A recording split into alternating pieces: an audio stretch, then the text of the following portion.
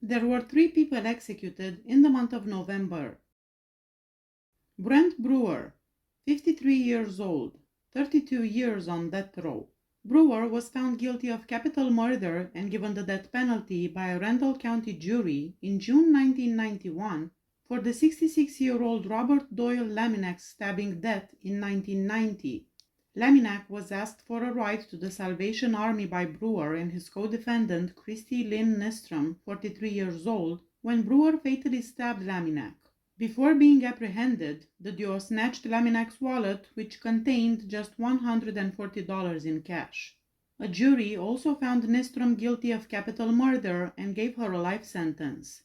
Although he had been given a death sentence at first, that decision was overturned in 2007 and he was given a life term instead. Yet in 2009, Brewer was back in court for a new trial and sentence. James Farron, the district attorney for Randall County, requested the death penalty a second time, and the jury upheld his request. Even though an expert witness's methods were questioned and one of Brewer's jurors pleaded for his life to be spared, Brewer's clemency appeal was denied. At 6:23 p.m. on November 9, Brewer received a fatal injection of pentobarbital. After 15 minutes, he was dead. He snorted multiple times, he gasped twice, and then took a few quiet breaths as the medication started to take effect. Everything stopped moving after 30 seconds. Brewer had claimed to be a model prisoner with no violent past and to have made an effort to improve himself by taking part in a religiously based program for death row convicts. Additionally, he had long professed regret for the murder and the need to make amends with Laminak's family. His last statement was, "I would like to tell the family of the victim that I could never figure out the words to fix what I have broken. I just want you to know that this 53-year-old is not the same reckless 19-year-old kid from 1990. I hope you find peace." Texas does not offer special last meals, so he did not have one. David Renteria, 54 years old, 20 years on death row. On November 18, 2001, Renteria kidnapped a 5-year-old Hispanic girl from El Paso, Texas. He choked her to death and then burned her body. At around 5:15 p.m., a store video camera caught the victim leaving the building with an unidentified male. Her parents realized she was missing very soon, but she was nowhere to be found on the store premises. Her body was discovered on November 19, 2001, around 7 a.m. At the scene of the crime and from the victim's person, tangible evidence and latent prints were gathered. An autopsy found that manual strangulation was the cause of death. Just before Renteria's execution, his attorneys filed a late appeal alleging that the El Paso District Attorney's Office had violated his constitutional rights by neglecting to provide case materials. However,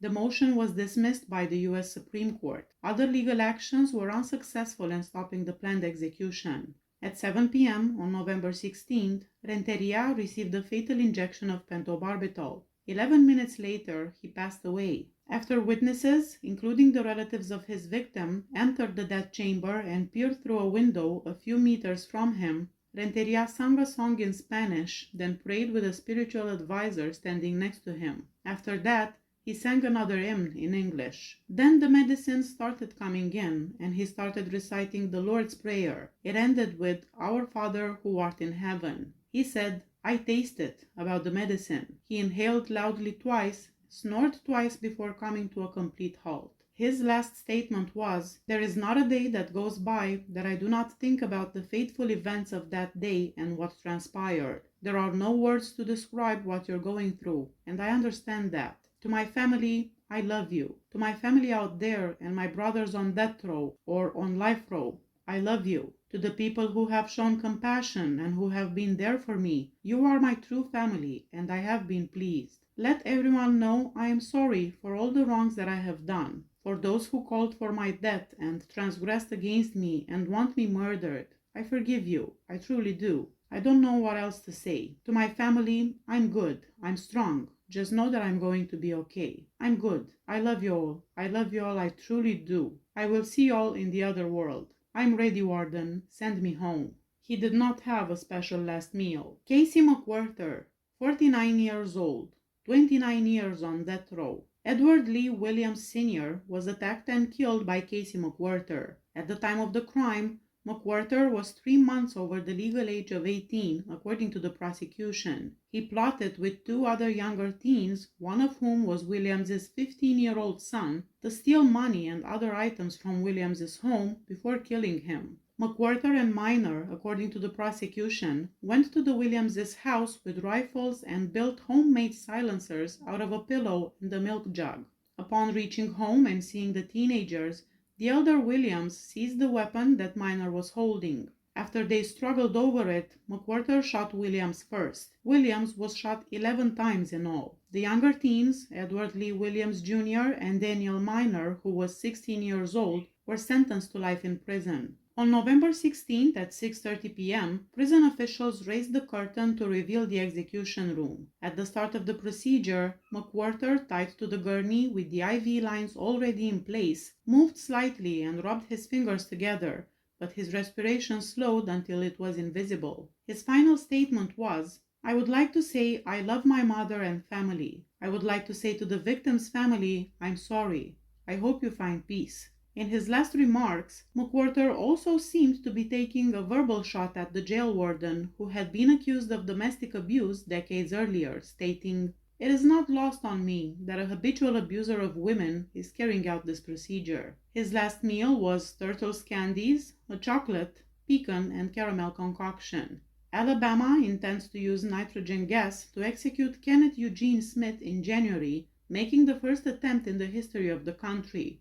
Although Alabama, Oklahoma, and Mississippi have legalized nitrogen hypoxia as a means of execution, no state has yet employed it. Phillip Hancock, 59 years old, 19 years on death row in the state of Oklahoma for the April 2001 killings of motorcycle gang members Robert Jett and James Lynch. He had received a death sentence. For a long time, he has maintained that he shot and murdered James Lynch, 58 years old, and Robert Jett Jr., 37 years old, in self-defense after the 2 men attacked him inside Jett's South Oklahoma City house. His defenders argue that Hancock, who was unarmed, was lured to Jett's house by Jett.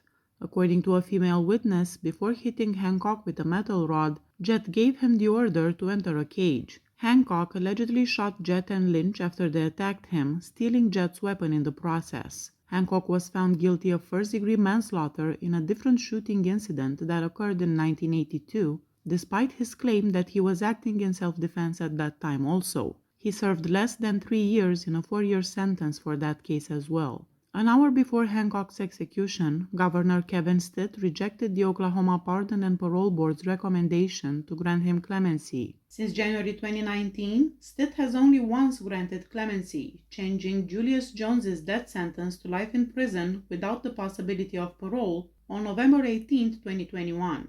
Having made the choice just 4 hours before the planned execution, he faced some criticism. 2 other death row prisoners, Bigler Stauffer and James Coddington, have received favorable clemency recommendations since Stitt took office. The governor did not accept those recommendations. On November 30th, the execution did not start until after 11 a.m.